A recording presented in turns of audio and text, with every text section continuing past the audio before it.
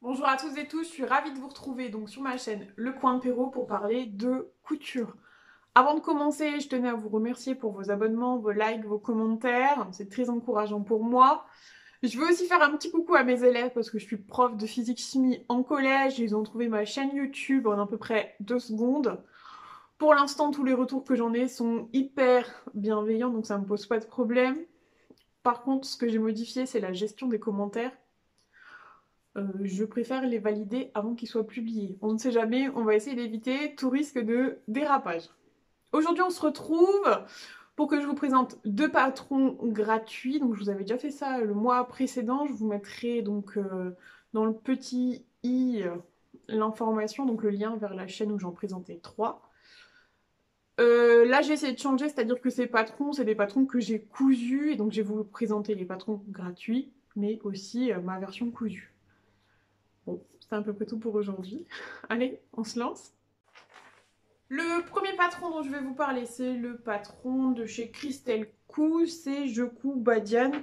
Alors, il me semble que j'avais regardé, je sais pas, ça date. La marque est déposée en 2015, donc c'est quand même pas tout récent, je pense. Toujours est-il que je l'ai vu, il m'a beaucoup plu.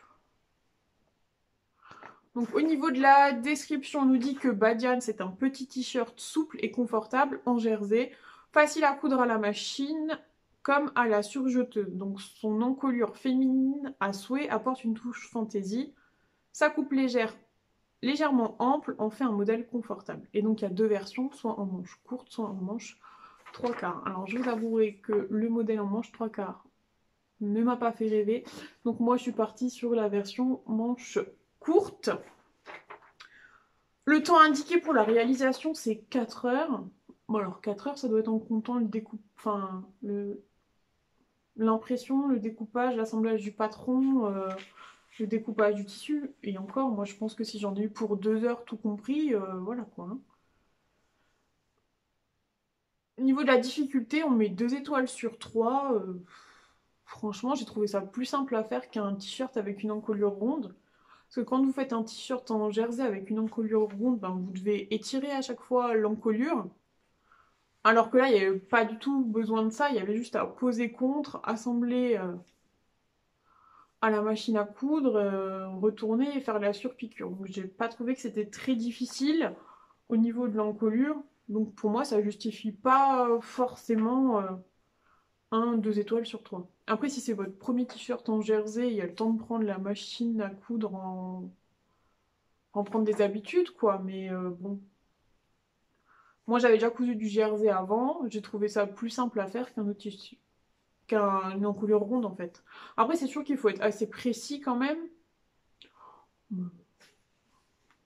Ça va. Au niveau des fournitures, on vous recommande donc soit de la maille. Et si vous voulez faire la version manche 3/4, du bord-côte pour les manches. Bon, je pense que si jamais un jour je le fais en 3/4, je ne mettrai pas du bord-côte, hein, je mettrai le même tissu. Hein.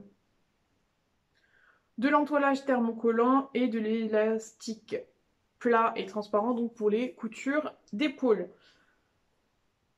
Les marges de couture sont de 0,7 et pour les valeurs d'ourlet, c'est 2 cm.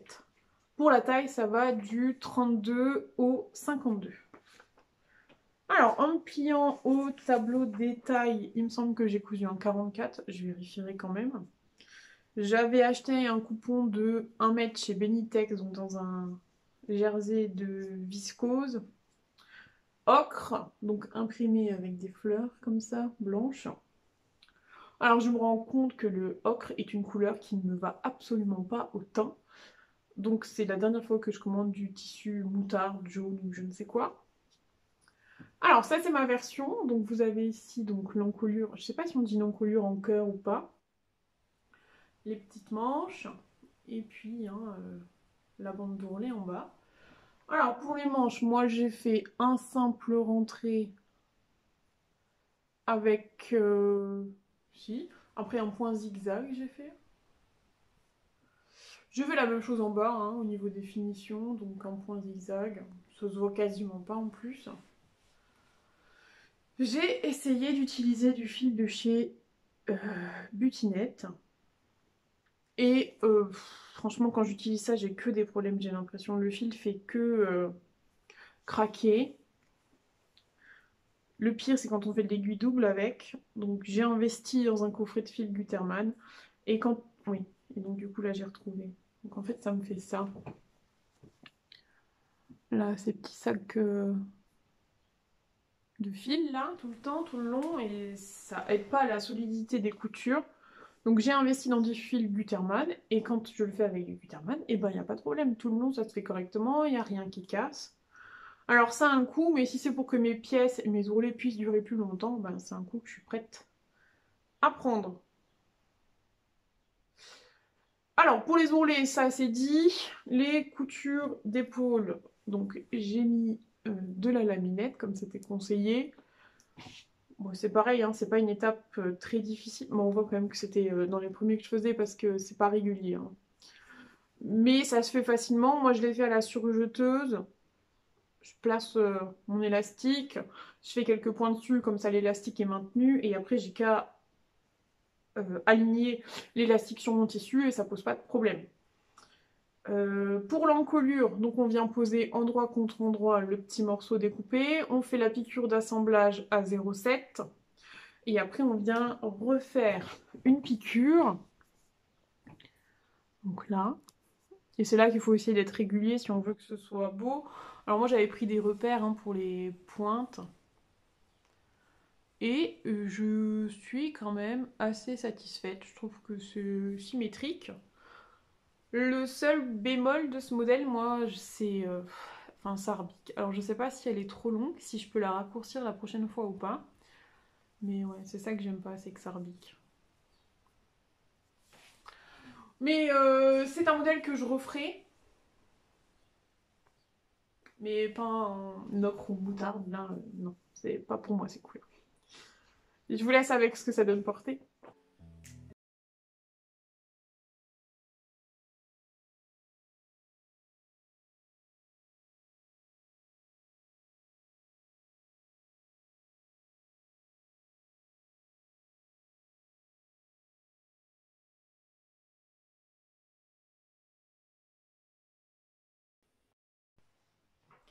On attaque avec le deuxième patron gratuit donc, que j'ai cousu ce mois-ci. Il s'agit de la blouse Hera donc, de chez Mur Amour.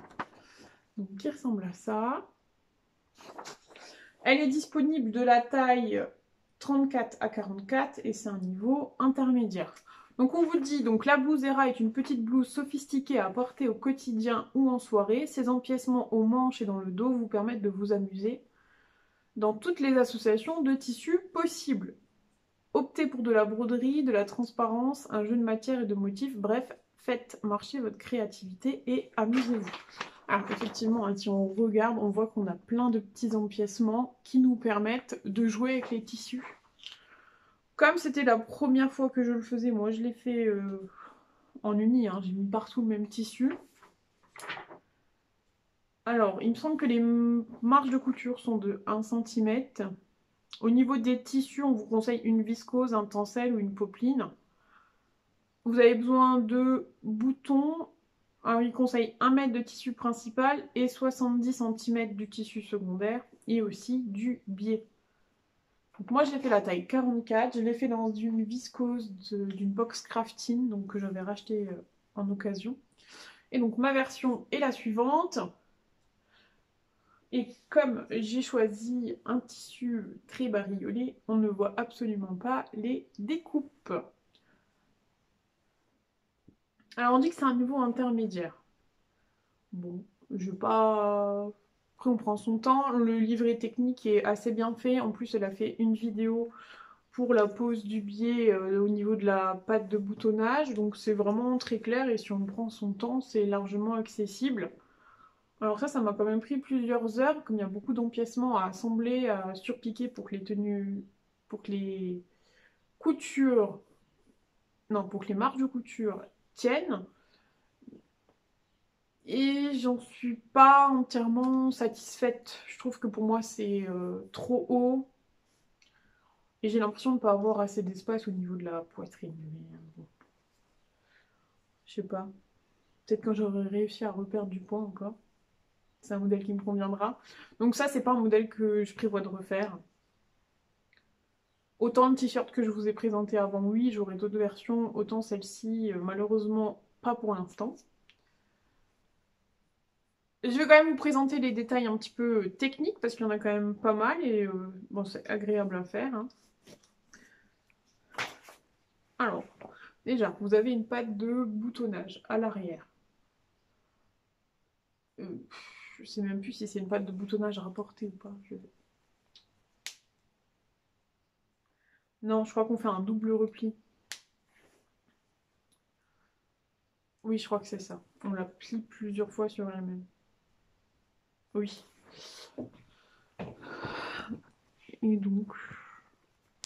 Bon, alors après, hein, j'ai pas toujours été hyper précise.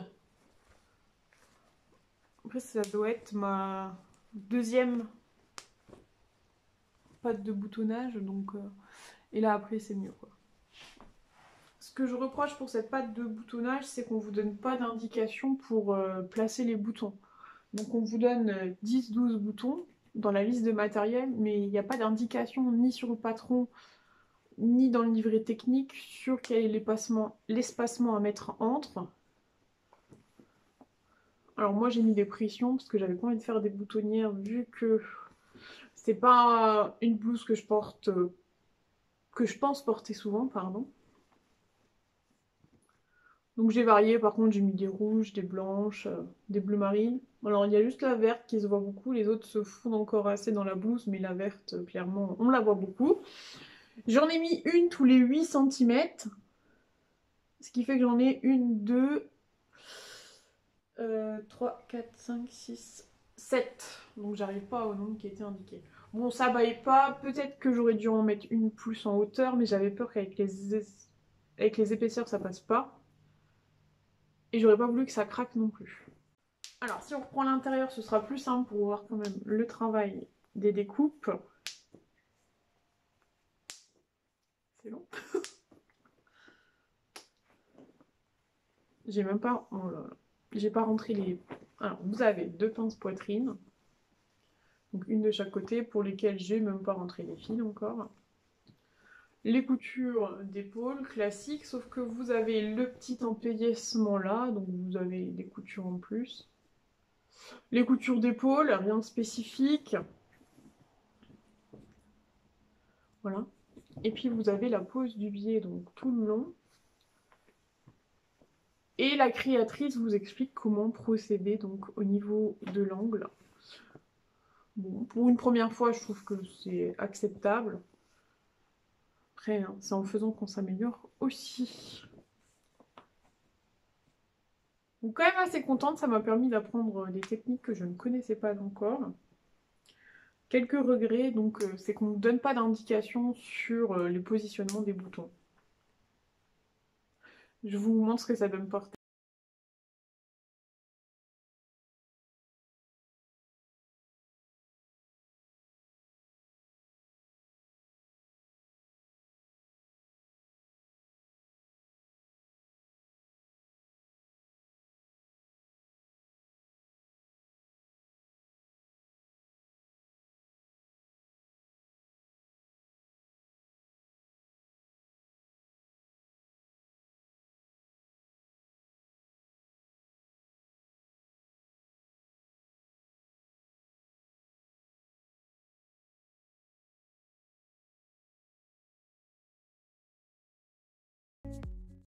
Bah, écoutez, je vous remercie de m'avoir suivi jusqu'ici. Je vous dis à très vite. Si le contenu vous a plu, n'hésitez pas à liker ou encore à vous abonner. Et puis on se revoit normalement la semaine prochaine.